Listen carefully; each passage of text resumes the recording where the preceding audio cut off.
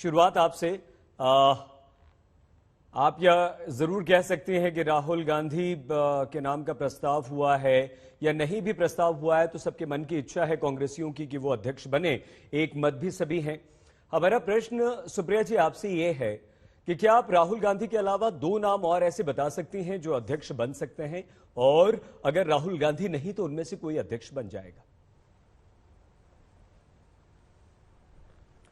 मुझे ऐसा लगता है कि मैं हिपोक्रेसी और ढोंग करने इस चैनल पर नहीं आई हूं। अगर मैं अपने गृह क्षेत्र महाराजगंज में जाके 100 लोगों से पूछती हूं कांग्रेस की कि आपका नेता कौन है, और वो 100 में से 100 लोग राहुल गांधी कहते हैं, तो मैं यहां पर फैशनेबल बनकर दो और नाम क्यों बताऊं? मुझे लगता है मैं उन लोगों के साथ विश्वासघात करती हूं। वो लोग अपना नेता राहुल गांधी जी को मानते हैं जैसे मैं मानती हूं वो नेता बनेंगे, पहली बात। दूसरी बात, एक शब्द आप लोग यूज कर रहे थे अभी आपकी रिपोर्ट में, मैंने 2-3 बार सुना, आंतरिक कलह। आंतरिक कलह, इसको इंटरनल डेमोक्रेसी भी कहा जाता है, यह आंतरिक लोकतंत्र भी है, जिसके बारे में नागपुर के रिमोट से कंट्रोल से चलने वाली भाजपा नहीं जानेगी। अभी वरुण गांधी जी ने किसानों के कुचलने पर बोल दिया, उनको और उनकी माता जी को निकाल बाहर किया नेशनल एग्जीक्यूटिव से। सुब्रमण्यम स्वामी जी ने ध्वस्त अर्थव्यवस्था और बेरोजगारी पे सवाल उठा लिया, निकाल बाहर किया उनको नेशनल एग्जीक्यूटिव से। ये पीड़ा तो सबसे ज्यादा अडवाणी जी, मुरली मनोहर जोशी जी, पहले यशवंत सिन्हा जी, अरुण शौरी जी, शत्रुघ्न सिन्हा जी, ये सब लोग ये पीड़ा जानते हैं कि कैसे इनके खिलाफ अगर आप बोल दीजिए या लोकतांत्रिक ढंग से पार्टी के परिवेश में सवाल उठा लीजिए तो आपको मेंटल कोमा डिक्लेयर करके एक मंडल में डाल दिया जाएगा, आपकी कोई वहां पर औकात नहीं रह जाएगी। जयंत सिन्हा जी से कभी जाके दर्द पूछिएगा, क्या दर्द था जब एमओएस फाइनेंस हटाए गए थे, क्योंकि यशवंत सिन्हा जी ने कुछ अच्छे सवाल पूछ लिए थे सरकार से लोकतांत्रिक तरीके से। तो इंटरनल लोकतंत्र का मतलब भाजपा नहीं समझ पाएगी, ये इनकी दिक्कत और इनकी बौखलाहट मैं जानती हूं।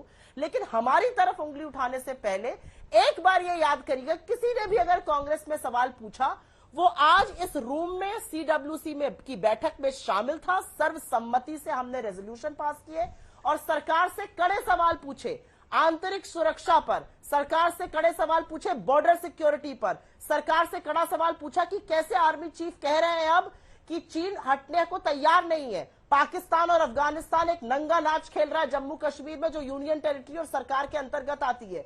किसानों के ऊपर से गाड़ियों से कुचल दिया जाता है और उसके पिता को आपने गृह राज्य मंत्री बनाया हुआ है। आप दामों से, ऊंचे दामों से लोगों की कमर तोड़ रहे हैं, पीठ तोड़ रहे हैं, जब उनका वेतन और उनका रोजगार चला गया है। सबसे बड़ी बात है, ड्रग ट्रैफिकिंग का इतना बड़ा मामला सामने आया लेकिन एक चू तक नहीं आई इस सरकार से। मुझे लगता है कि एक रिस्पॉन्सिबल विपक्ष होने के नाते हम ये सवाल सरकार से पूछेंगे, भटकाने के लिए वो कोई भी मुद्दे उठाएंगे। लेकिन मैं फिर बोलूंगी, हमारे नेता अगर राहुल गांधी है और हम सब मानते हैं, तो उसका निर्धारण न स्टूडियो में होगा न भाजपा के प्रवक्ता करेंगे, उसका निर्धारण कांग्रेस पार्टी, कांग्रेस के कार्यकर्ता, कांग्रेस के लीडर्स करेंगे। I hope I have made my self amply clear. बहुत बढ़िया सुप्रिया जी, बिल्कुल ठीक है। इंटरनल डेमोक्रेसी और आंतरिक कलह, आपका अधिकार है उसे इंटरनल डेमोक्रेसी कहना, हमारा अधिकार है उसे आंतरिक कलह लिखना। G23 हम कह सकते हैं, हम लिख सकते हैं ना सुप्रिया जी। बहुत धन्यवाद आपके इस वक्तव्य के लिए। डॉक्टर जफर इस्लाम, सुप्रिया जी ने तो कांग्रेस के नए अध्यक्ष राहुल गांधी के अलावा दो नाम कौन होंगे नहीं बताया और आधे से ज्यादा समय बीजेपी की बखिया उधेड़ने में लगा दिया। क्या आप दो नाम और बता सकते हैं? और आपको लगता है कि कांग्रेस की आज जो स्थिति है, आंतरिक अध्यक्ष के तौर पर वो काम कर रही है, स्थायी अध्यक्ष न हो पाना, इसका सीधा फायदा डॉक्टर जफर बीजेपी को मिलता है, आपको मिलता है?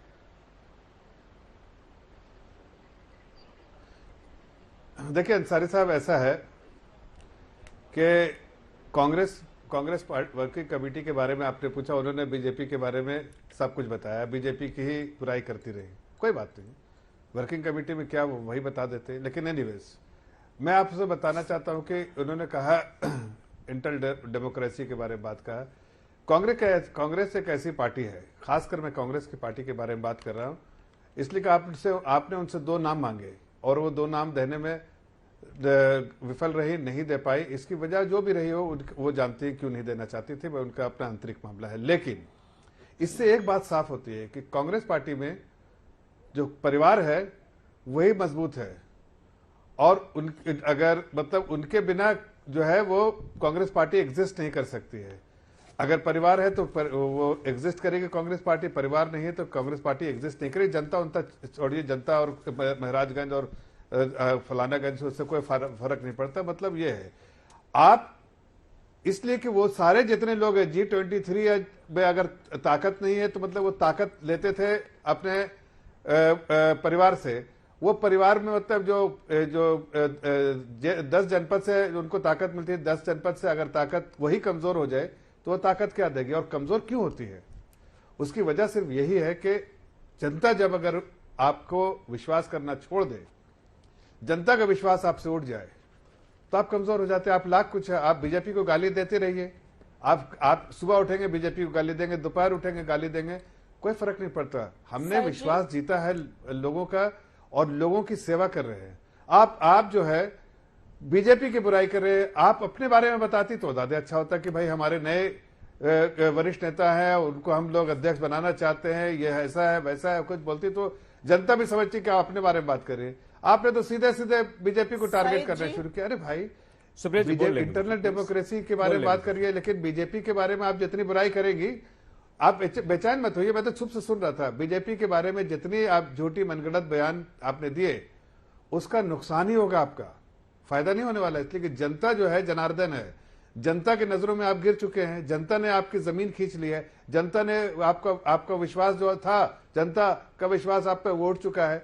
तो आपके पास जब ताकत नहीं, 10 जनपद में ताकत नहीं, तो वो जिससे ड्रॉ करते थे सारे लोग कंफर्ट और ताकत, उन्हीं के पास ताकत नहीं, तो बाकी लोगों को क्या देंगे? देखिए आज जनता की सेवा करने के बारे में सोचिए। आप अभी भी परिवारवाद में लगे हुए हैं कि भाई ये और कोई 1-2 नाम बताते तो समझ में आता है, नहीं बता पाएंगे, डर लगता है सुप्रिया जी को